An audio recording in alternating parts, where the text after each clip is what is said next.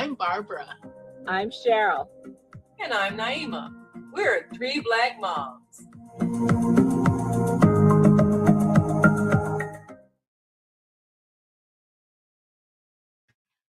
You know, they always say that the best time to make friends is when you're in school.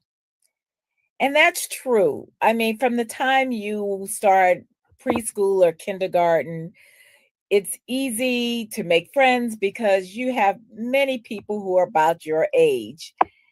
And then as you get older, and you go to high school and there are friends there, and college, and then everybody's coming in with their own experiences, and you have a community there.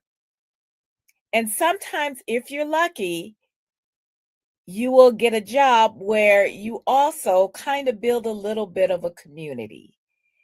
And if you have school age kids, you get to know some of the moms. I have friends who I've known since Sarah was 3 and 4 years old, and there's a group of us, there's four of us. And because our kids were all dancing together. And so sometimes your kids' activities will give you a sense of community. And sometimes it lasts, and sometimes you drift away, and you say, "Oh, I remember so and so, and I never see them anymore."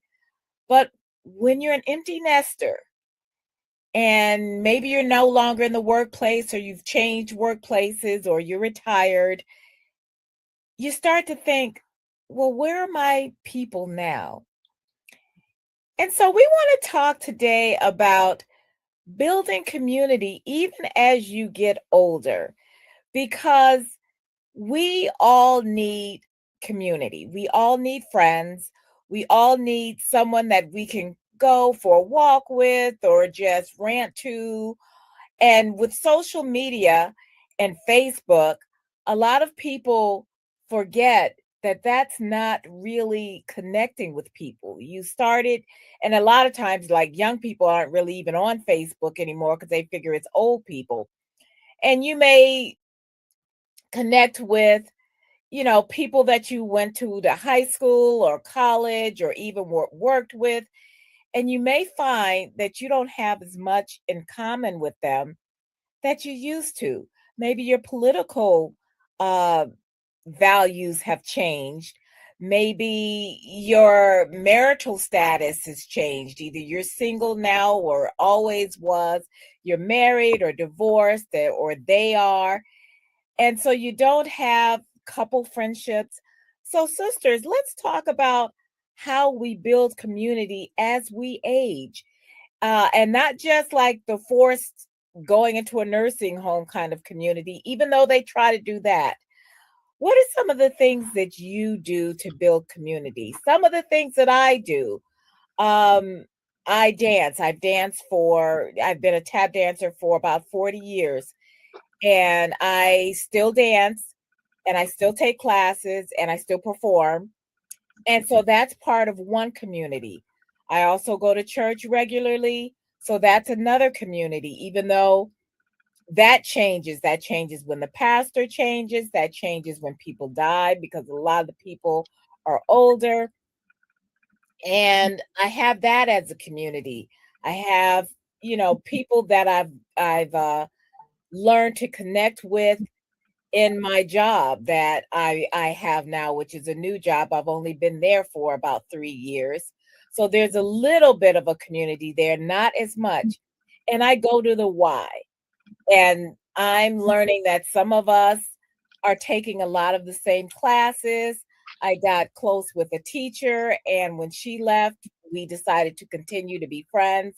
So, where are some of the other places, or some of these places, that we should be going to find our people?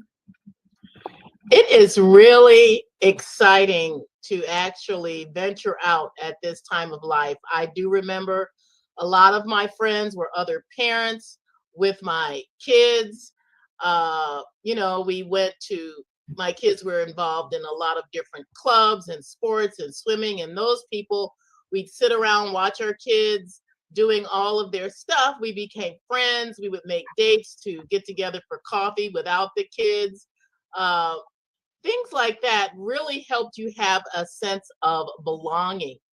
And then, like you said, Cheryl, you become an empty nester, and so you need other avenues for socialization.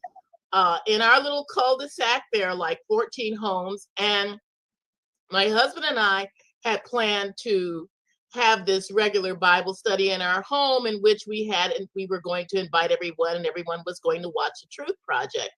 Well, then COVID hit, so that diminished those plans really quickly.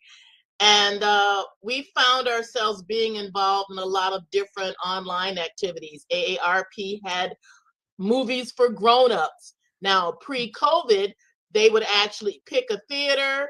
You would have an opportunity to have a chance at a first-run movie. They would supply popcorn and candy. They would do these little trivia games before the movie started. And you got to meet a lot of different people then. And so then after COVID hit, they started doing the same thing online. Of course, you provided your own popcorn because you were at home, but it was still some semblance of you interact with other people, because they do a little trivia game thing and everybody would try to answer and get whatever prizes they were going to mail to you. Well, another way of building community, of course, is, like you said, Cheryl, being involved in your church. We have a regular Bible study that we go to with people that come, and we've become friends with them outside of the actual study, where once a month, a bunch of the women meet for lunch at a local restaurant. And then the men actually do the same kind of thing. And then there are other activities, like you were saying, Cheryl, going to the Y. If you are involved in some kind of class, you meet all the same people all the time, and you start to develop friendships with those people. I have found it really unique and different, because I left Chicago and moved down here, where it was like starting all over. You know, I had my home base, I had my friends, I had the people I did stuff with, I had people that I called up, regularly, and we would get together and hang out. And then that all changed. I found that becoming involved in Bible study fellowship was really a lot of fun. And the thing that made it exciting was it was like I found my place again with people. Now, I am a shepherd. I'm like shepherding 12 other women, and they're not old women. Some of them are in their 40s, some are in their 50s, but we regularly get together for food, fellowship, fun, singing, stories, and there is a connection that we have because we're sharing things about ourselves that may be confidential, and it stays in-house. So you have different groups of people that you're building community with, and you have a fellowship with, and you have a kinship with. Those things are very valuable, and they can only be done in person. I mean, I love social media. I usually use that just to keep up with people, to find out what they're doing and where they're at if I haven't heard from them in a long time. But building community is all about interacting with people on a personal level and growing together, even if you're starting over in a new neighborhood.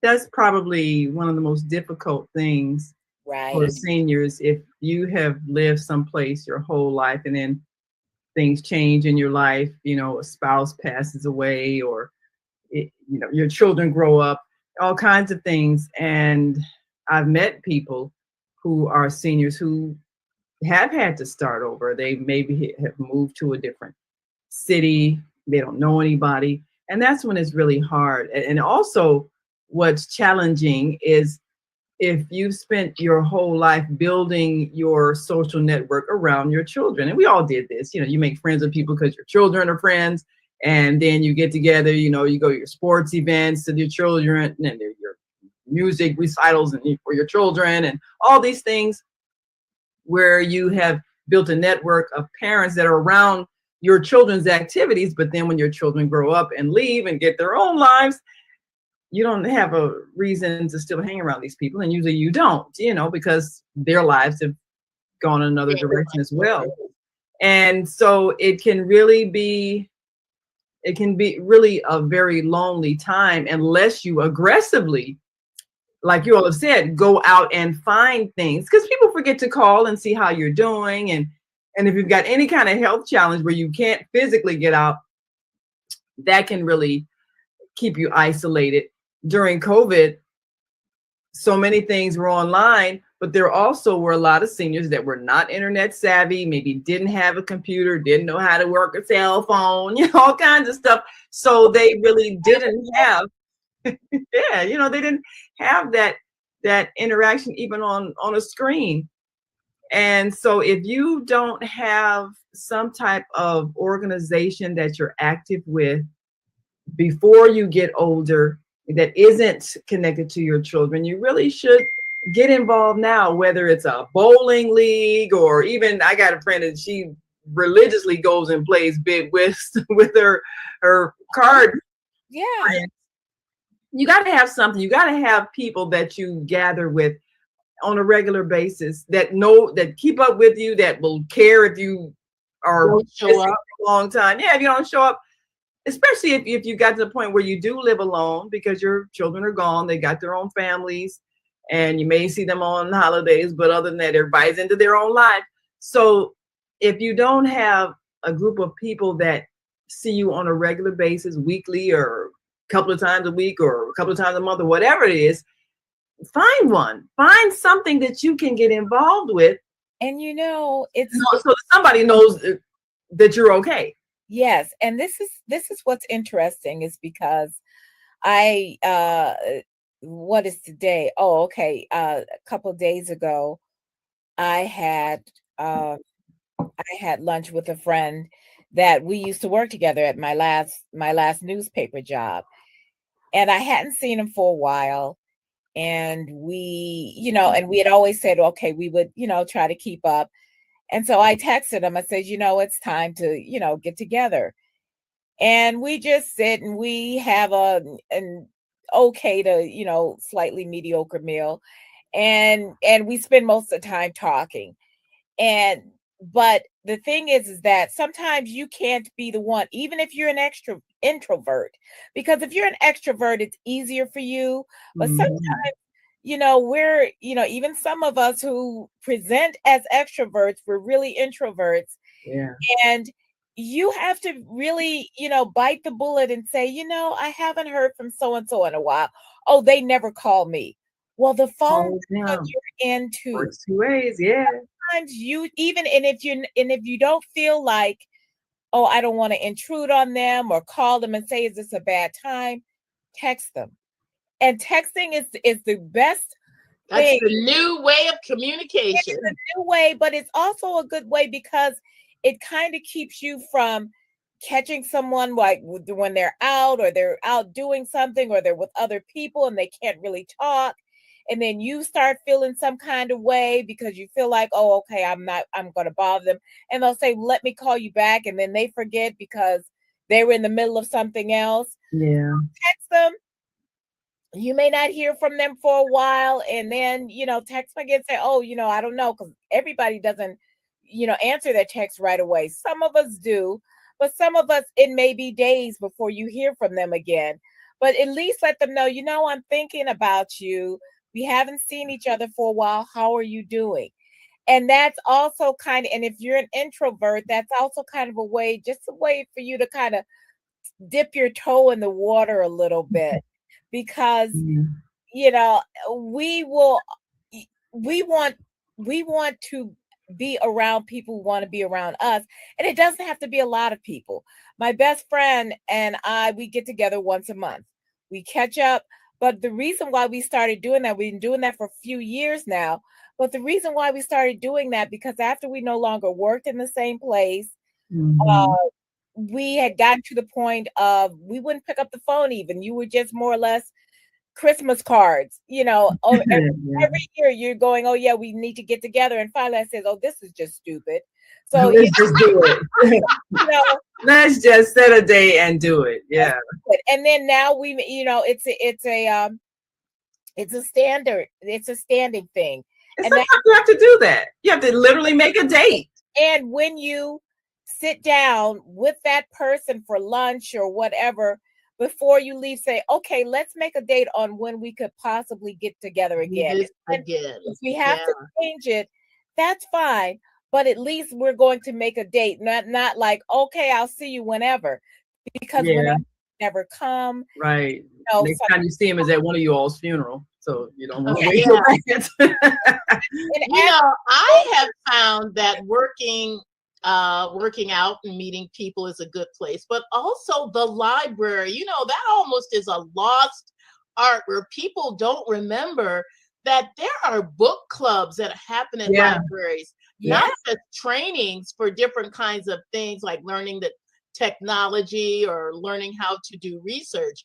But these book clubs are where you get to meet people, you get to form other friendships outside even those things that Out of maybe your your bubble. city will offer, like group walks, Yeah. group Yep. recreational activities. These are things, and it's very easy to find in your own city. Different, I know, like here, every year they'll have like the art walk, and they've done some improvements on making people's works available.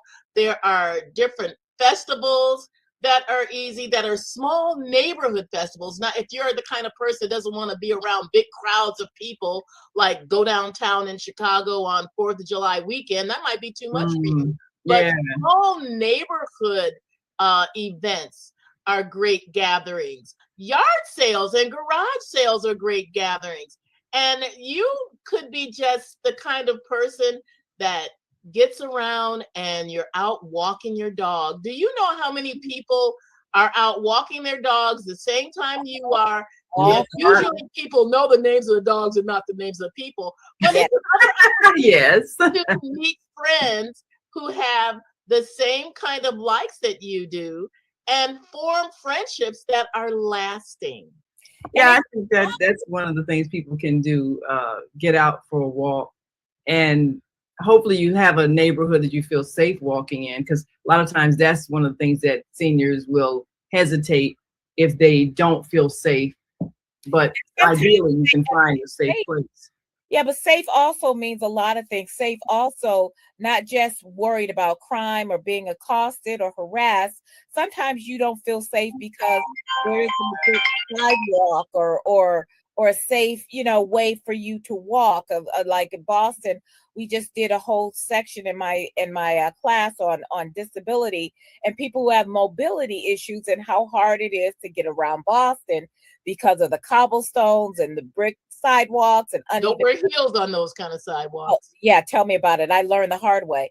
But so sometimes safety, it's also mobility and just so there are a lot of things with going out and finding your community. Now in our church, we're going to be trying to do this thing where we would show movies and for a small donation, Mhm. and that's to bring in the community so that say, okay, maybe we'll start with seniors and we'll say, okay, let's do a movie matinee and, come in and, $2 donation and we'll provide the popcorn and, those kind of things. So if you have groups that are willing to do that, or maybe if you belong, because not everybody is religious, not everybody belongs to church, even though for us, with the dinners that we do at church and the different, uh, different sales and things that they do. We have a thrift store. We have, they do dinners like Mother's Day dinner and all other kind of dinners, St. Patrick's Day. And that's for the community. That's not necessarily just for church people. It's never just for church people, in fact. But if you have those kind of gatherings, different, function halls, maybe there are these different groups where you can say, hey, you know what might be fun for us to have a watch party for the Super Bowl or a watch party for the March Madness or anything that can get people out, because people are lonely. And that's Yeah. what we want to talk about, is the fact that it's not just getting out to spend money, but people are very lonely. They're more isolated than they were before COVID. And now since COVID, and because you're always worried now about, viruses and things, and and the political climate right now, people don't feel as safe that way.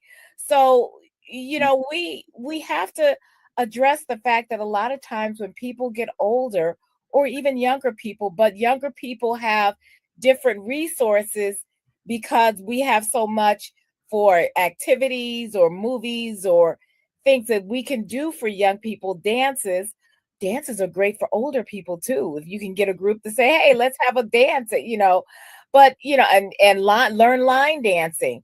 Yeah.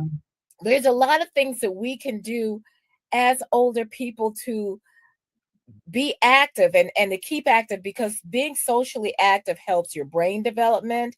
It helps you stave off a lot of health concerns, both mentally and physically. And we have to really start thinking about, who haven't I called in a while that I need to talk to? And Something else, don't be afraid to step out of your comfort zone a little bit. yes. I know what we do once a month, we go and visit our friends at the mosque. They have an open house, they have a dinner, they have a presentation. We have been doing this for about 5 years now. We have become friends with our Muslim neighbors. We have learned some of their customs. We have learned how to interact on different levels of information, conversation. We have actually become friends. And it takes away the stigma of fear if you can go and be with people that are not like you. There is so much, a lot of that fear comes from reading into that crazy social media that feeds on that kind of stuff, that kind of stimulates anger in people by bringing up our differences instead of being willing to coalesce around the things that make us alike. And so why I've also done is gotten involved with the young people on the college campus. Now, I know we're involved in campus ministry, but this is another opportunity to bridge the gap of youth. No, I don't know everything about pop culture, but I'm learning, and I have learned how to be the kind of person who can speak into young people's lives who really are searching for some kind of meaning. You have no idea how college students, they're not all like knowing what they want to do. Some of them, they need to hear some of the wisdom of an older person that's not their own mother or father, because maybe they don't listen to their folks, but they might listen to you and the things that you have to offer. That is true. And it's good to have. We are baby boomers. Mm-hmm. And Barbara and Naima, your children are millennials. Mm-hmm. Gen Zer. Mm-hmm. So, and a lot of them have different concerns, even from the millennials, about, their college loans. What are they going to do afterward? And you have to tell them, with the wisdom that you have gleaned through your years, is what you want to do at 20, 21, 22 isn't who you need to be for the rest of your life.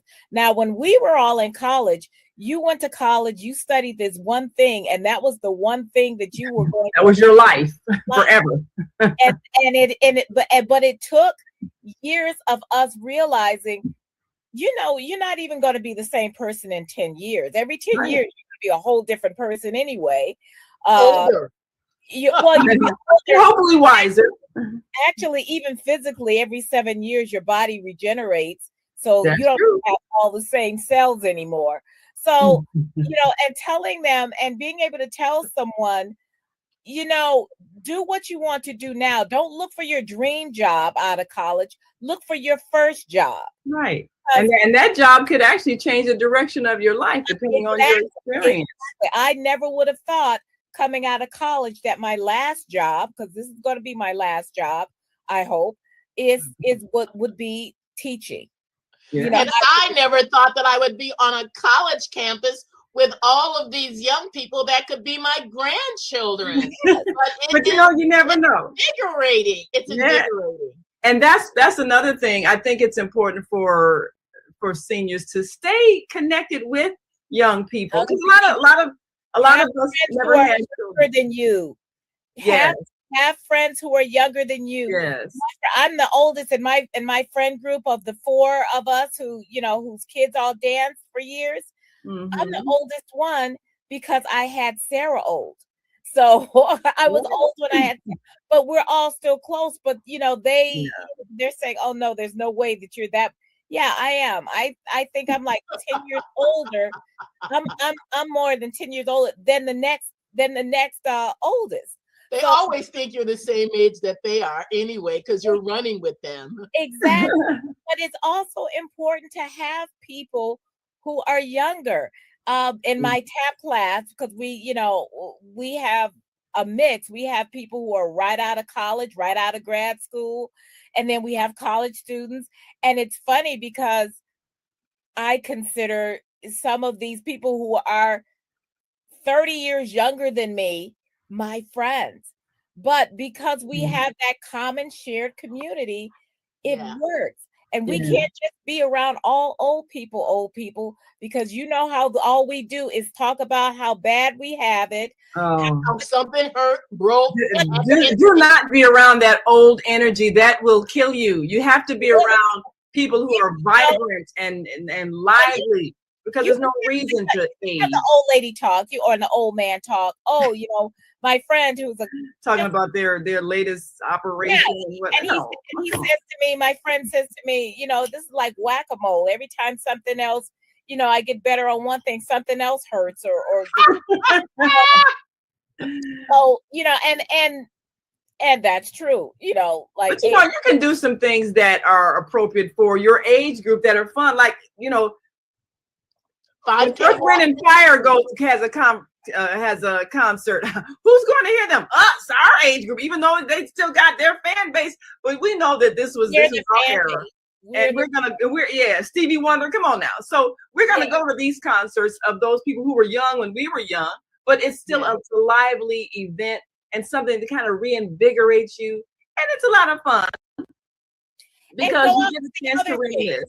Sarah and I last night went to see Riverdance. Yes. Oh, I bet that was fun. It was so much fun. And those are the things, the concerts, the plays that you never got a chance, the movies. Take yourself out. And I'm gonna tell you, even if you got to go by yourself, because we did that whole show about not going to movies with Black people, but they too loud. They too loud. They got to talk all the way through the movie. And we used to be those people. But yes, and I never went another show. But the whole thing is that find your people. We're all human beings are supposed to be social, and stay off of Facebook if it makes you angry, because algorithms are there to make you angry. They're there, and the longer you become enraged, the longer you stay on this, the more poison that you're putting into your soul. So stay off of those things that make you angry, and look for the funny stuff. Some of these comedians, look for that. Uplifting stories. Look, we have to keep informed, because that's who we are.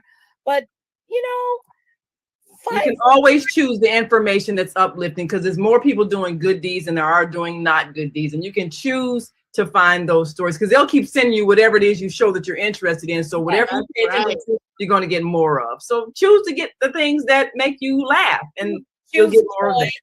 Choose community, and choose to live. There you go. Well, thank you all for joining us on 3 Black Moms. And remember to build community as you age, because life goes on and you should go on with it and enjoy it. So until next time, make sure you like and subscribe and hit that bell for our YouTube channel, and like us on Facebook. And we'll see you next time on 3 Black Moms. Until then, I'm Naima. I'm Cheryl. I'm Barbara. We are 3 Black Moms.